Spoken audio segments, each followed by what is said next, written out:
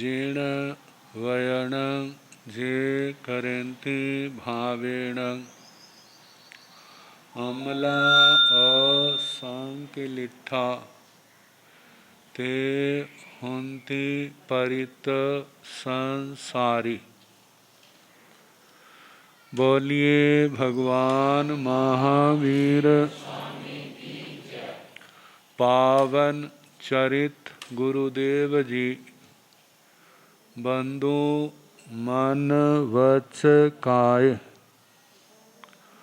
भव सागर को तरण में करो हमारी सहाय। जिन शासन जिन वाणी सदा जयवंत हो।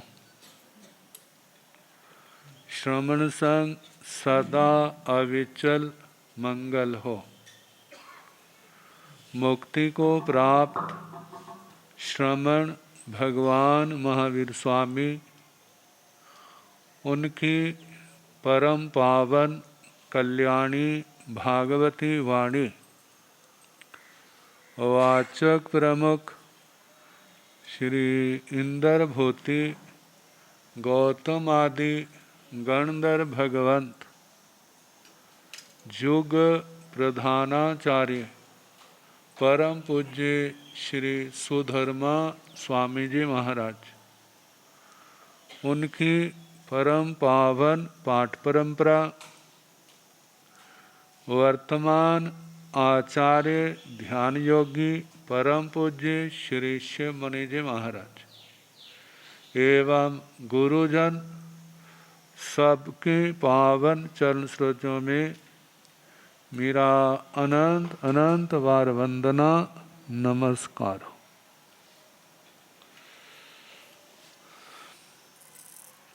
उपस्थित धर्म प्रेमी सज्जनों, माताओं तथा बहनों, ये संसार बड़ा विचित्र है।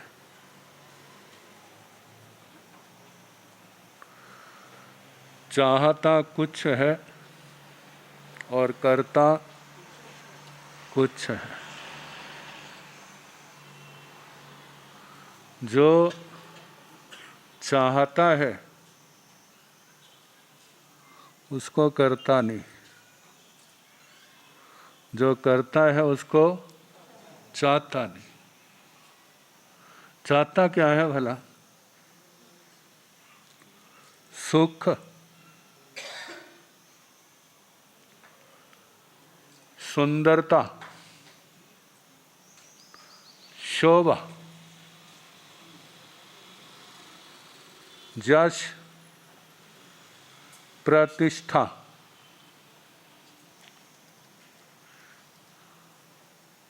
और आगे चले तो लंबी आयु, निरोग शरीर, सारे चाहते हैं ना। परिवार, मन के अनुकूल,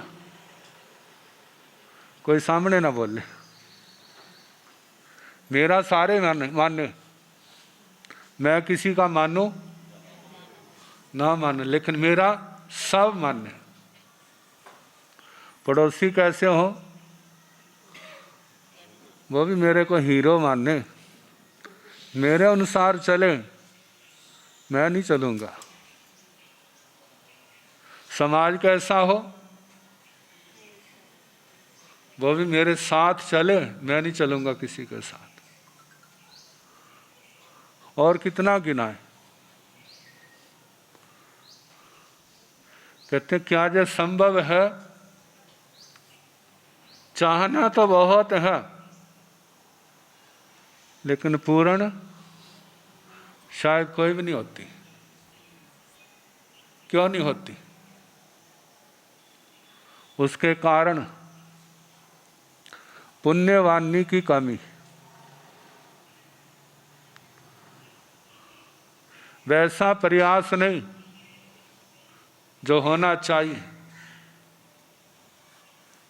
इच्छाओं का अंत नहीं, जिस कारण इतना कुछ होने पर भी व्यक्ति सुखी नहीं है।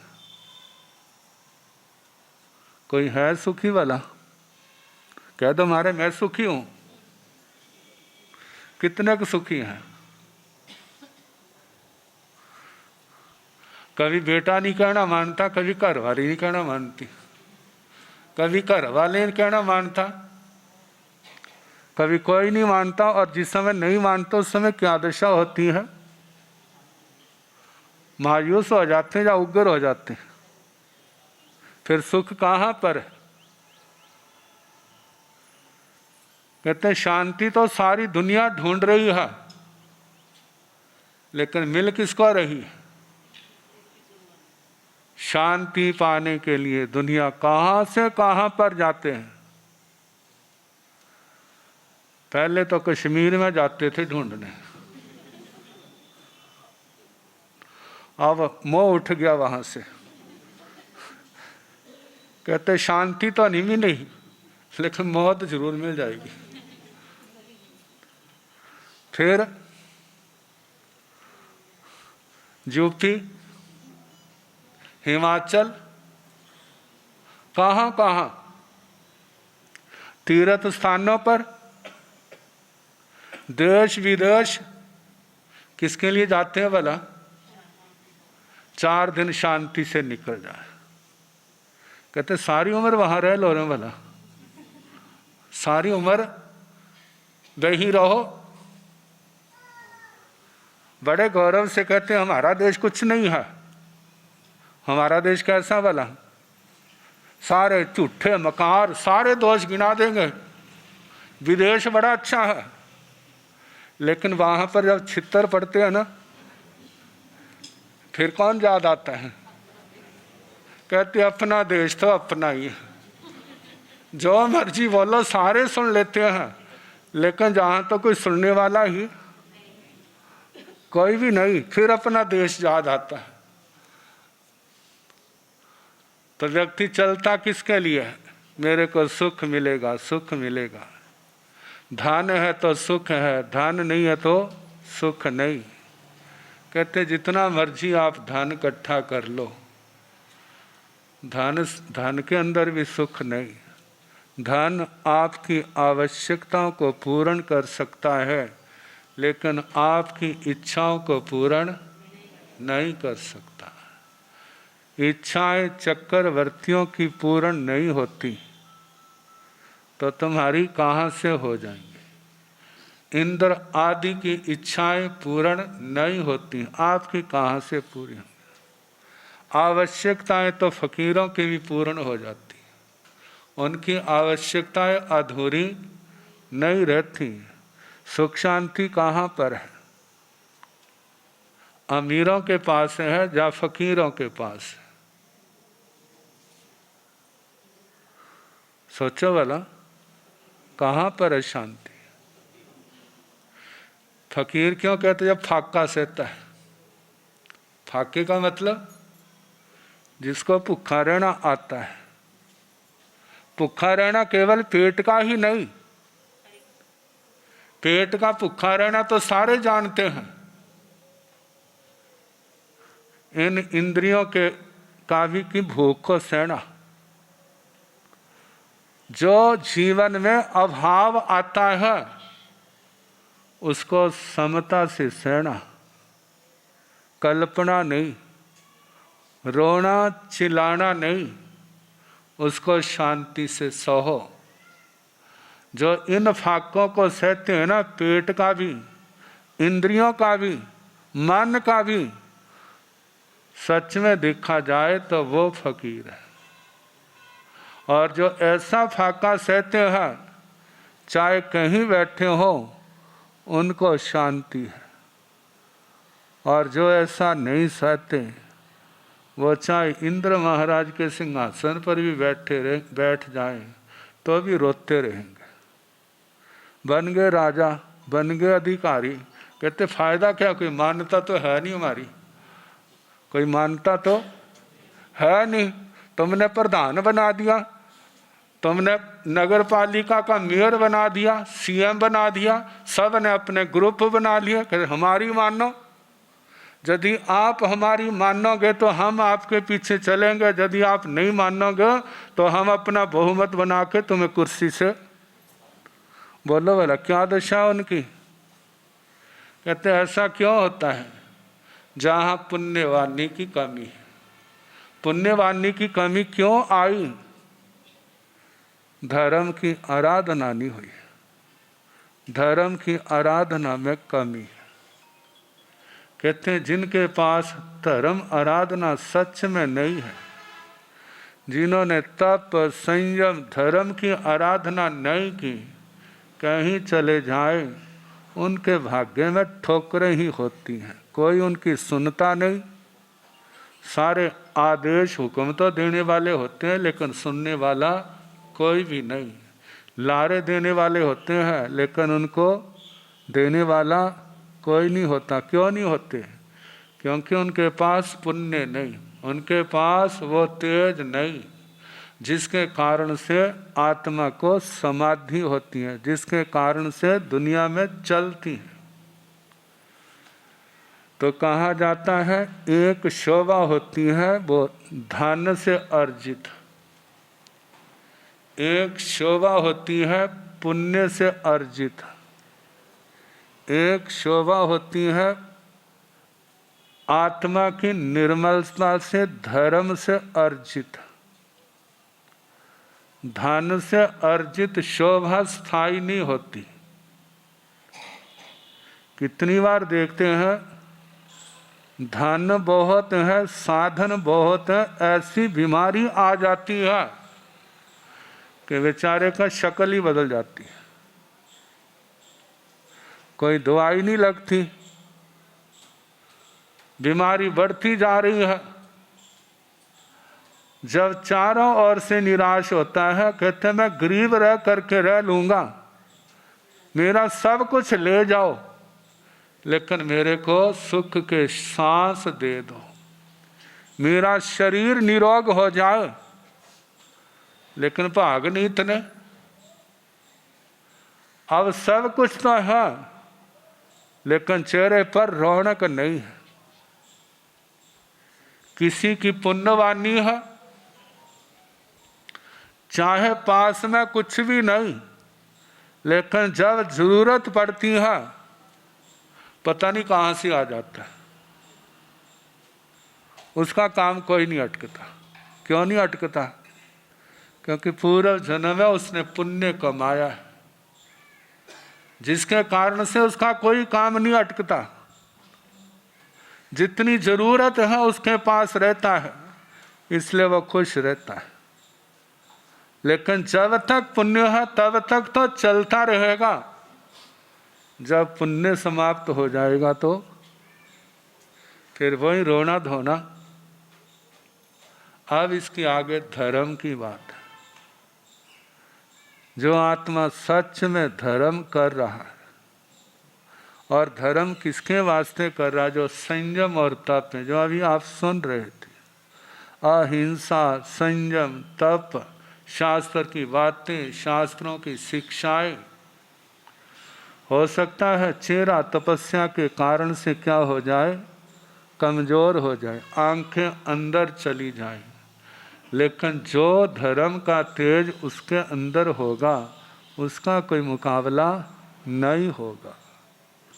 शास्त्रों में वर्णन आता है, इतनी तपस्या करने वाले, संयम पालन करने वाले, शरीर कहते सुख के कांटा हो गया, सुख के लक्कड़ का रूप बन गया, उठने बैठने में बड़ा जोर लगता है, लेकिन आत्मा के बल से चलते।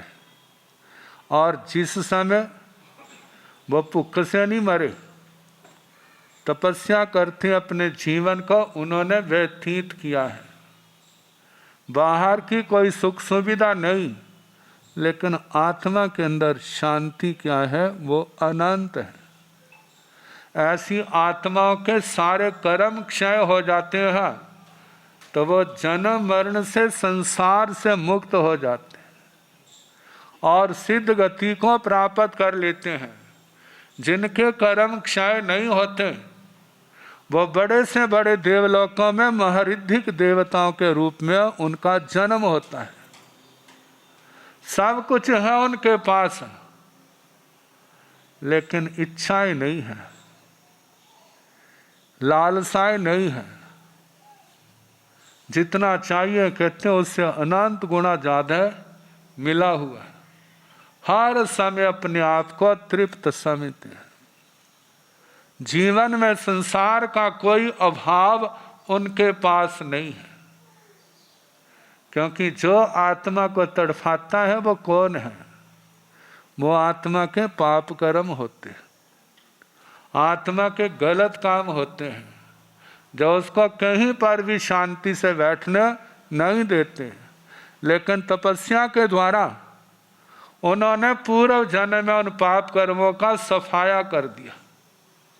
अब कोई उनको कठिनाई नहीं, कोई उनकी लालसा नहीं, अपने जीवन में क्या है? संतुष्ट है। अब धर्म की आराधना दुनिया में अनेक प्रकार से होती है। एक तो देवी देवताओं की आराधना है। देवी देवताओं की आराधना को कितने लोगों ने धर्म, देवी देवताओं की आराधना कर ली तो सोचते हैं हमने धर्म कर लिया।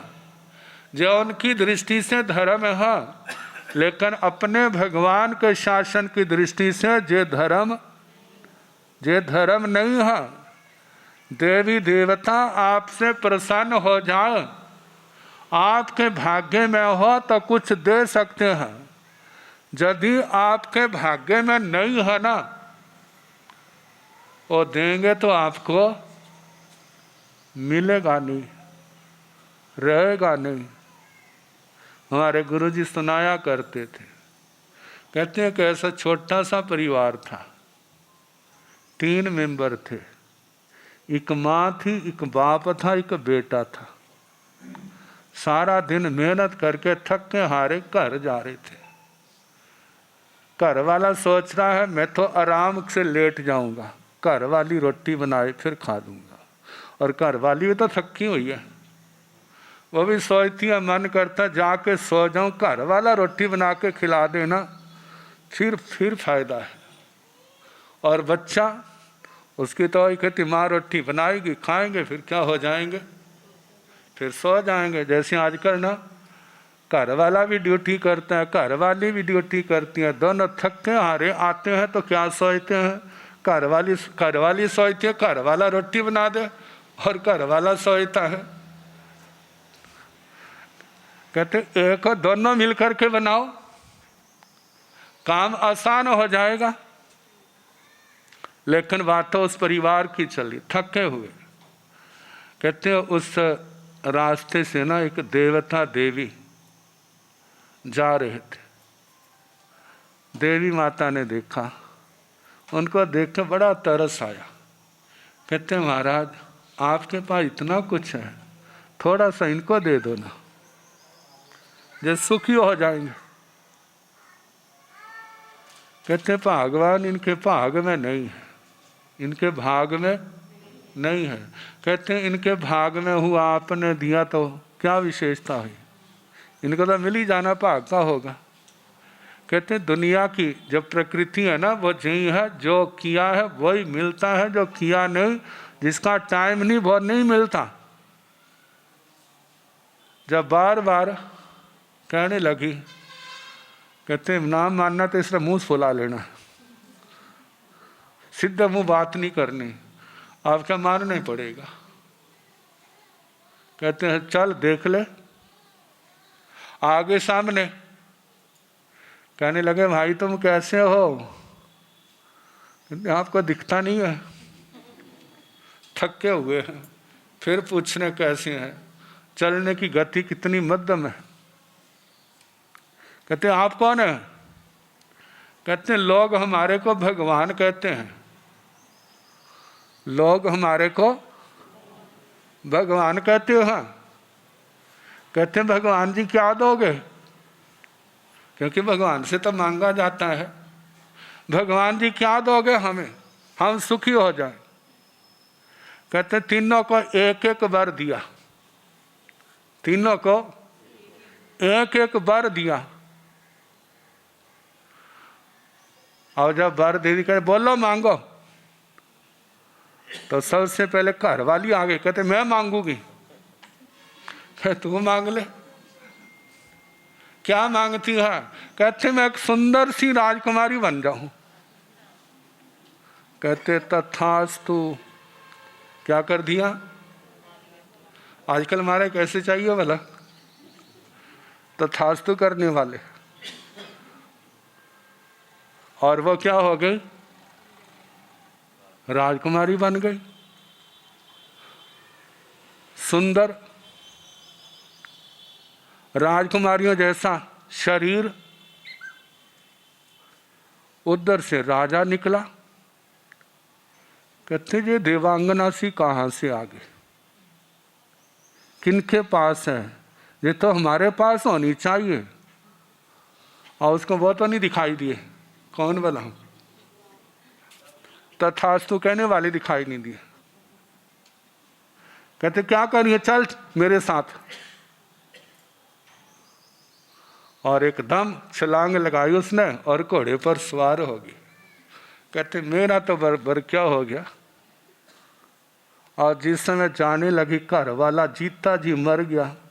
कहते जब मर जाती तो इतनी तकलीफ नहीं थी जितनी तकलीफ। लोग क्या कहेंगे, घर वाली छोड़ के भाग गई, लोगों से मुंह भी नहीं दिखा सकूंगा। कहते अच्छा कोई नहीं, तेरे को ही मजा चखाता हूं। आओ उसने। कहते मेरा वर भी दो। कहते बोलो। कहते इसको बंदरिया बना दो। किसको बोला? इसको बंदरिया बना दो। कहते तथास्तु, तुम खुश रहो। और क्या हो गई वो? तो बंदरी का क्या स्वभाव होता है? उछलना कूदना। और राजा ने किसको बिठाया था भला? राजकुमारी का। वो क्या बन गई? एकदम उछल कर राजा के कंधे पर बैठ गई और अपने हाथों से उसके सिर को टटोलने लगी। जब राजा ने देखा, कहते ये क्या? ये कोई चड़ैल थी वाला? कौन थी? मैंने कुछ समझा। उसने हाथ से ऐसे पटका और घोड़े को ऐसे भगाया, पीछे मुड़ के नहीं देखा। अब बेचारी अब कहाँ जाए, वहीं आ गई। आंखों में आंसू आ रहे। घर वाला कह रहे ले लिया मजा। चली थी राजकुमारी बन के मेरे को छोड़ करके। और जिस समय फेरे लिए थे तो 7 जन्मों के फेरे लिए थे। और ये बीच में मझधार में छोड़ के जा रही थी। अब जा भला। अब कितने बार रह गए? एक। अब बच्चे को कहा हमें भी लेट हो रही है, बताओ क्या मांगते हो? कहते मेरी माँ को ठीक कर दो। घर जाके रोटी कौन बनाएगा? मेरी माँ ठीक कर दो, बस इतना ही बहुत है। कहते तथास्तु। कितनी बार हो गई तथास्तु? और वह क्या बन गई? वही बन गई जो थी। कहे चल भगवान। वो तो चले गए। कहे देख लिया मजा। क्या बोला? इतना सुंदर अवसर मिला, लेकिन बिना भाग्य से लाभ नहीं उठा सके। भाग्य को बनाने वाला कौन है?